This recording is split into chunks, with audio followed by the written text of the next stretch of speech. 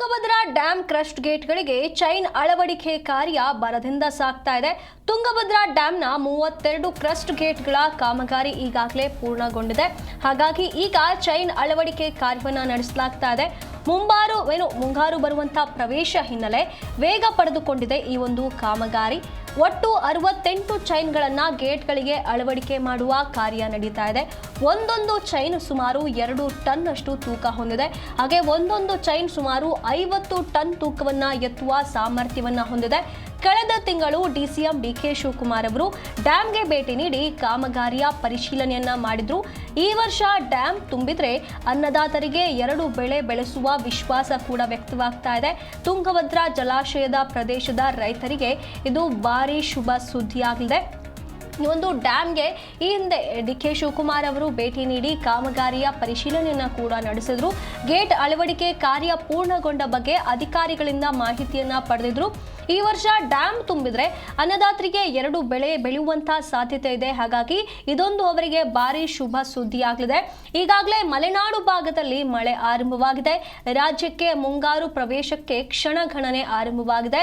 ತುಂಗಭದ್ರಾ ಜಲಾಶಯದ ಎಲ್ಲಾ ಗೇಟ್ಗಳ ಅಳವಡಿಕೆ ಕಾರ್ಯ ಪೂರ್ಣಗೊಂಡಿದೆ. 3 ರಾಜ್ಯಗಳ 8 ಜಿಲ್ಲೆಗಳ ಜನರಿಗೆ ಇದು ಗುಡ್ ನ್ಯೂಸ್ ಆಗುತ್ತೆ. ಈ ವರ್ಷ ಆತಂಕವಿಲ್ಲದೆ ರೈತರು ನಿಶ್ಚಿಂತತೆಯಿಂದ ಕೃಷಿ ಕೈಗೊಳ್ಳುವಂತ ನಿರೀಕ್ಷೆ ಕೂಡ ವ್ಯಕ್ತವಾಗಿರುವಂತದ್ದು. ಹಾಗಾಗಿ ಇನ್ನೇನು ಮಳೆ ಆರಂಭವಾಗುವಂತ ಮುನ್ಸೂಚನೆ ಇರುವ ಕಾರಣ ಈ ಒಂದು ಚೈನ್ ಅಳವಡಿಕೆಯ ಕಾರ್ಯ ಭರದಿಂದ ಸಾಗ್ತಾ ಇದೆ.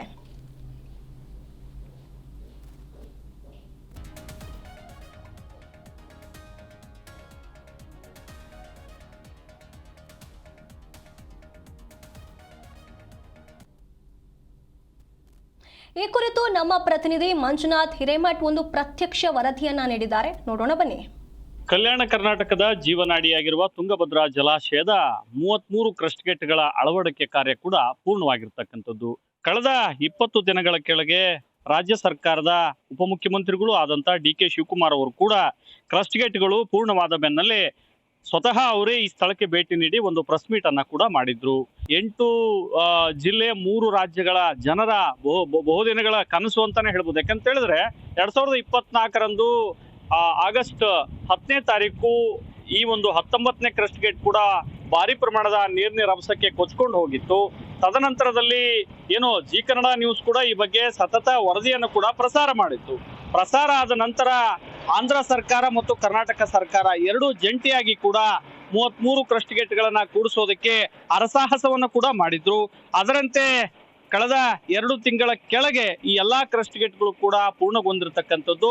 ಇನ್ನು ಏನಂತ ಹೇಳಿದ್ರೆ ಈಗ ನಾವು ಈ ಚೈನ್ ಅಳವಡಿಕೆ ಕಾರ್ಯದ ಒಂದು ವಾಸ್ತವ ವರದಿಯನ್ನು ಕೂಡ ಕೊಡ್ತಾ ಇದ್ದೀವಿ. ನೋಡ್ಬೋದು, ಈ ಕಡೆ ಭಾರಿ ಪ್ರಮಾಣದ ವಾಹನ ಕೂಡ ನಿಂತಿದೆ. ಅಂದ್ರೆ ಏನು ಚೈನ್ ಅನ್ನ ಅಳವಡಿಕೆ ಕಾರ್ಯ ಮಾಡುವಂತಹ ಒಂದು ಕ್ರೇನ್ ಕೂಡ ನಿಂತಿದೆ. ಅದರ ವಾಸ್ತವ ವರದಿಯನ್ನು ಕೂಡ ತೋರಿಸ್ತಾ ಇದ್ದೀವಿ. ಯಾವ ರೀತಿಯಾಗಿ ಈ ಚೈನ್ ಏನಿದೆ, ಒಂದೊಂದು ಚೈನ್ ಕೂಡ ಸುಮಾರು 2 ಟನ್ ಸಾಮರ್ಥ್ಯದ ಚೈನ್ ಕೂಡ ಇದಾಗಿದೆ ಅಂತಾನೆ ಹೇಳ್ಬೋದು.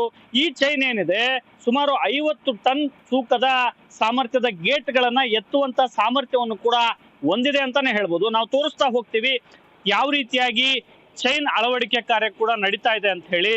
ಒಟ್ಟಾರೆಯಾಗಿ ತುಂಗಭದ್ರಾ ಜಲಾಶಯದ 33 ಕ್ರಸ್ಟ್ ಗೇಟ್ಗಳಿಗೆ ಅಂದ್ರೆ ಆ ಒಂದೊಂದು ಗೇಟ್ಗಳಿಗೂ ಕೂಡ ಸುಮಾರು ಅಂದ್ರೆ ಒಂದು ಚೈನ್ ಸುಮಾರು 2 ಟನ್ ಸಾಮರ್ಥ್ಯದ ಚೈನ್ ಅನ್ನ ಅಳವಡಿಸುವಂತ ಕಾರ್ಯ ಕೂಡ ಬಿರುಸಾಗಿ ನಡೀತಾ ಇದೆ ಅಂತಾನೆ ಹೇಳ್ಬೋದು. ಈ ಒಂದು ಚೈನ್ ಏನಿದೆ ಸುಮಾರು 50 ಟನ್ ಸಾಮರ್ಥ್ಯದ ಗೇಟ್ಗಳನ್ನ ಎತ್ತುವಂತ ಮತ್ತು ಇಳಿಸುವಂತಹ ಒಂದು ಸಾಮರ್ಥ್ಯವನ್ನು ಕೂಡ ಹೊಂದಿರತಕ್ಕಂಥದ್ದು. ಸುಮಾರು 66 ಚೈನ್ಗಳು ತೋರಿಸ್ತಾ ಹೋಗ್ತೀನಿ. ಸುಮಾರು 66 ಚೈನ್ಗಳು ಕೂಡ ಇರ್ತಕ್ಕಂಥದ್ದು. ಒಂದೊಂದು ಚೈನ್ ಏನಿದೆ ಒಂದೊಂದು ಗೇಟ್ಗಳಿಗೆ ಅಳವಡಿಕೆ ಕಾರ್ಯ ಕೂಡ ಮಾಡಲಾಗುತ್ತೆ.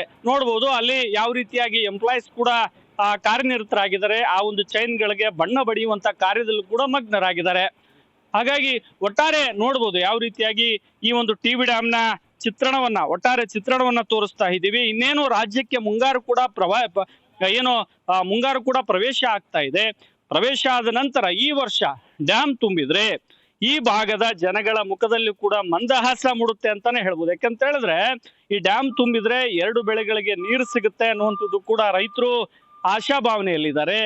ಈ ಡ್ಯಾಮ್ ತುಂಬಿತು ಅಂತ ಹೇಳಿದ್ರೆ ರೈತರ ಒಂದು ಬದುಕು ಕೂಡ ಹಸನಾಗುತ್ತೆ ಅಂತಾನೆ ಹೇಳ್ಬೋದು. ವಿಜಯನಗರದಿಂದ ಮಂಜುನಾಥ್, ಜಿ ನ್ಯೂಸ್ ಕನ್ನಡ.